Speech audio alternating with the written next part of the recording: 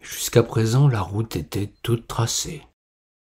Il suffisait de maintenir le cap, d'aller toujours de l'avant sans se poser de questions. Le marcheur allait son destin, inconscient du lendemain, poussé par l'envie de voir du pays, tout en faisant confiance à la direction qu'il avait choisie. D'autres avant lui l'avaient précédé sur ce chemin. Il les avait écoutés, avait envié leur aventure.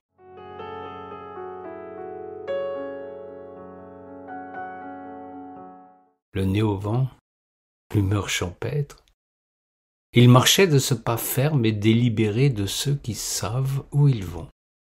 Il était guilleret, chantonnait pour se donner de l'allant. La nature semblait lui avoir emboîté le pas.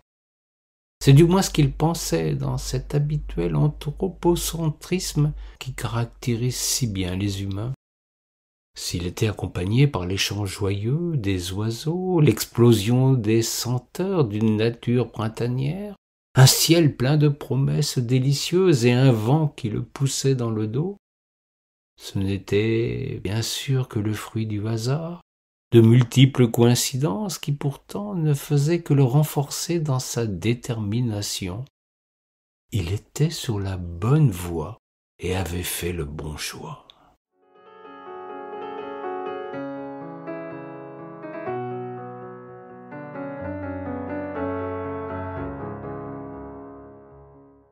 Point n'était besoin de se retourner, de mesurer le chemin parcouru. Il avait tiré un trait, avait tourné le dos à son passé, son enfance, ses anciens camarades. Sans regret, il entendait partir d'un nouveau pied, là-bas, au bout de ce parcours qui allait rebattre les cartes. Il était parti sur un coup de tête, et plus il cheminait, plus il se confortait dans cette décision aussi subite qu'imprévisible. Puis, chaque pas accompli avait confirmé son choix. Il était convaincu du bien fondé de ce nouveau départ, qui nécessitait de mettre des lieues et des lieues entre son avenir et son passé. Le chemin était cet impératif qui permet de changer d'horizon, de tirer à jamais un trait. Il lui suffisait de se laisser porter, et c'est ainsi qu'il pérégrinait sans le moindre regret.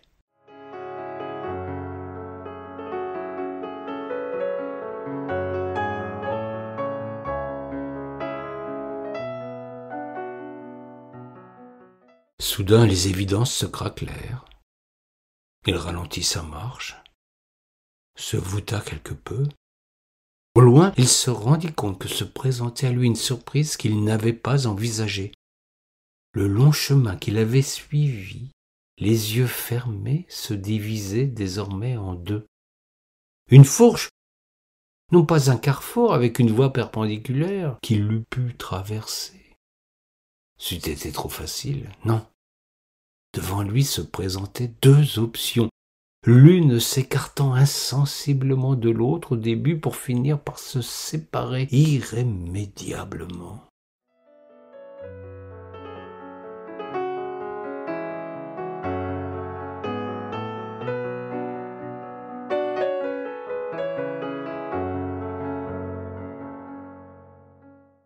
Il s'arrêta pour examiner ce phénomène. Aussi loin que portait son regard, il distinguait deux paysages fort différents. L'une de ces nouvelles voies se dessinait à perte de vue dans une plaine qui semblait fertile et radieuse, parsemée de-ci, de-là, de fermes et de villages. Un ciel sans nuages lui soufflait au creux de l'oreille qu'une nouvelle vie paisible l'attendait quelque part de ce côté-là.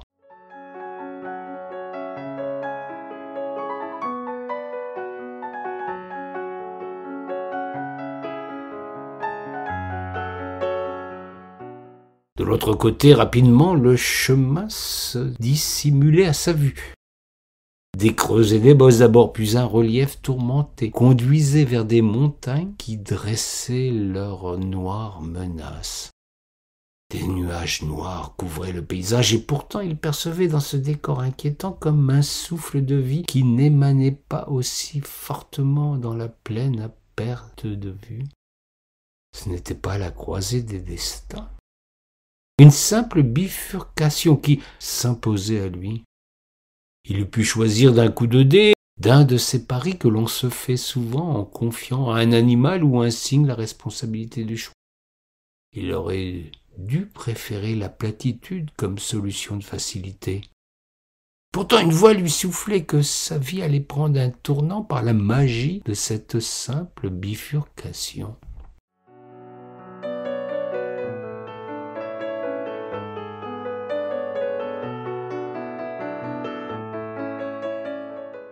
Il pesa le pour et le contre.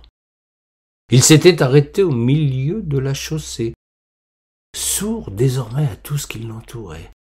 Une véritable tempête dans son crâne le poussait à envisager tous les arguments en faveur de l'une ou l'autre direction.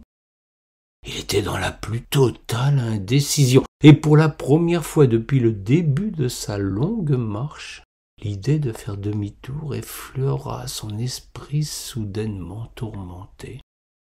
Vouloir introduire une deuxième option dans ce qui n'était jusqu'alors qu'une simple alternative lui parut discutable. Sa détermination fut ébranlée, son désir d'ailleurs se trouvait fissuré. Il ne savait plus, était incapable de se déterminer. Allait-il battre en retraite, renoncer à ce qui lui avait paru comme l'essence même de son désir de partir?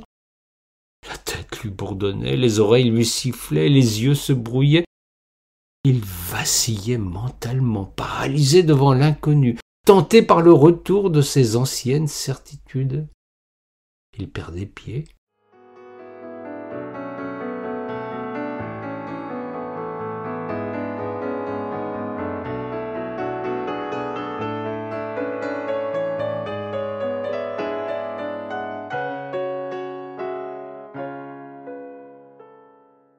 C'est alors que surgit de derrière lui un attelage qui allait grand train.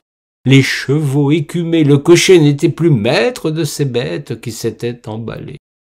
Il fut écrasé là, sans même avoir eu le temps d'avoir peur. L'indécision avait été non point problématique, mais tout bonnement fatale. N'ayant pu choisir, le destin avait résolu son cas de conscience. Sa route s'était arrêtée là, faute d'avoir pu se décider.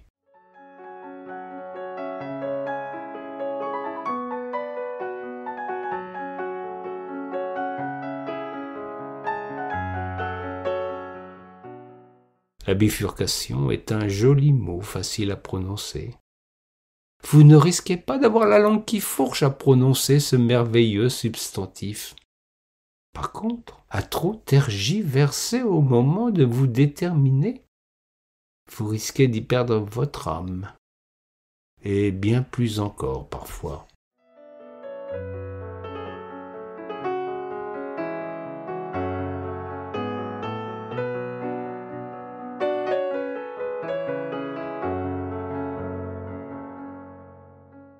J'ai le sentiment que notre civilisation est face à une bifurcation, que des esprits plus retors nomment transition ou tournant, révolution ou changement de paradigme.